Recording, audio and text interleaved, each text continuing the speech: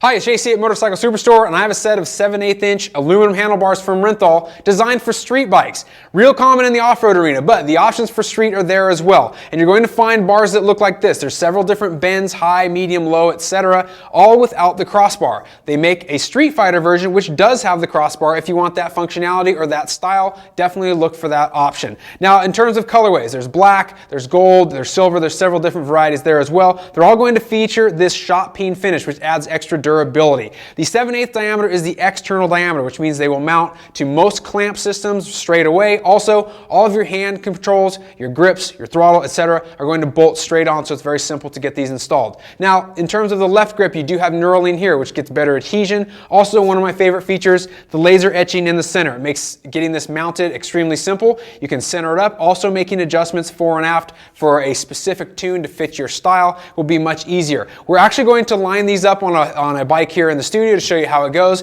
It's really straightforward, but basically you're looking at a high quality bar from 7010 T6 aluminum that gives you better performance, and it can customize the fit as well. So let's look how it goes in terms of installation. Here's a little tip for you. This goes for the handlebars, really any other project as well. It's handy to sometimes take a photo of these things with your cell phone. If you wind up using them later, it's really great. If you don't, it's no big deal. But having that visual reference allows you to tell exactly where your cables were routed, how things were mounted up. Sometimes it's just nice to have that little piece of memory in your back pocket. So before we do this, we'll take a few photos and then we'll start getting these things unbolted.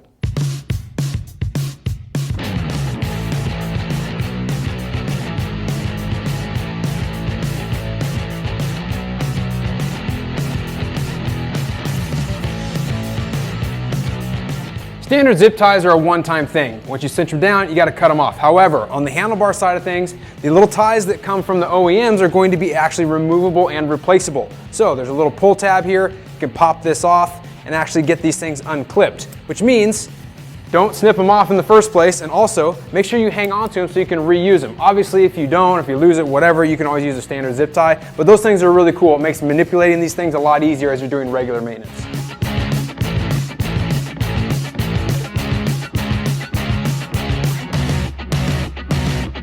Switching to our aluminum handlebar is going to save a little weight, but the real advantage is in the ergonomics. That's why people are swapping out their bars. Really, there's three measurements that you're concerned with: the overall width, the rise, and the sweep. This is going to change the way the bike feels. However, before we get everything bolted on, since we're changing things up, I'm going to put this handlebar in place and clamp it down, and I'm going to move it through the entire range of motion. I want to make sure that it's not going to hit anywhere on the fairing. When you're changing things up, you want to do that first before you do all the extra work. So once we do that, if everything lines up properly, then we'll start reinstalling all the rest of the components. Once we put the new bars in place, we discovered a little bit of a snag here. The mounting hardware for the throttle, the right side switchgear, and the left side switchgear all have locating pins put into them. So basically we have two different options. We can either grind these pins off, or we can drill a hole in the new bars so that they'll match up like they did on the stock handlebar. Something to pay attention to. There are certain motorcycles out there where this pin acts as the ground for your switchgear. In that case, you would not want to grind it off. These are painted, they're not going to be a ground. However, what we're going to do here is drill the handlebar anyway, just to keep it clean, keep it like it was with the stock unit. And in order to do that, we have to take a few measurements. But fortunately, it's not too difficult. All we're going to do here is slide the throttle housing, or the entire throttle tube, into position. And once we get this thing in place, we'll take a small pencil, mark where the pin's going to go, and then I can drill that and locate this and clamp it in place. After that, the switchgear can go on because it's mated to this, and once the switchgear is in place, we'll mark that one, do the same thing there. On the left side, it's a little bit different.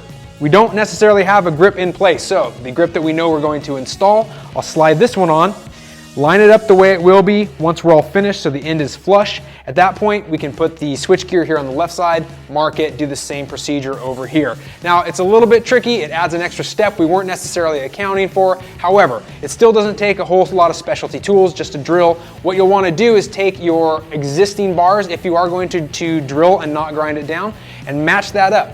Find a drill bit that matches that hole. In this case, it's a 5/16. We happen to have one. So we'll get this thing drilled up and see if we can't get these installed as they were on the stock unit.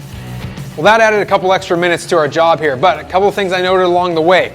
You want to make sure you're doing this with your handlebars in their finished position. So get on the bike, Get this thing in the position you know you're going to want, then cinch down that clamp in the center. After that point, you're going to need to make sure all your controls are right where they're needing to be. Otherwise, if you start drilling these holes, you're going to wind up with these things out of order. They'll be either too high, too low. So take special care. Also, I was able to mark one of these with the pencil. I was not on the other two. So what I did was I found some sort of a substance. In this case, it was a little RTV gasket maker. This would work, a dab of grease, a paint pen, whatever it is. Mark the end of that locating pin inside the housings, hold it in place right where it needs to be, and then slide that thing on. It'll leave a little bit of that grease or whatever it is on the bar itself. Then you can take it apart, you have that mark, and you can drill them out.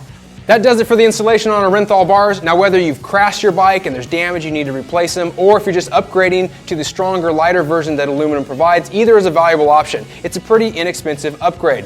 As far as getting these things installed, it's relatively straightforward. Some of the difficulties that you saw with our installation really hinge around this specific bike. It uses 3 different locating pins. You might have 2 or 1 or none, so it's a little bit dependent on what kind of bike you're riding. Use the bike selector, do the drop downs, figure out which bars meet your needs, and then you can select from the different bends as well. In terms of what this provides for us, it's a little bit less swept back than our stockers. They're a little bit lower as well, which means my arms are further extended. It's a much more comfortable riding position. So this is really a great option for upgrading the ergonomics of your motorcycle. Leave me your comments on the Renthals, let me know what you think, and subscribe to our YouTube channel for more product videos.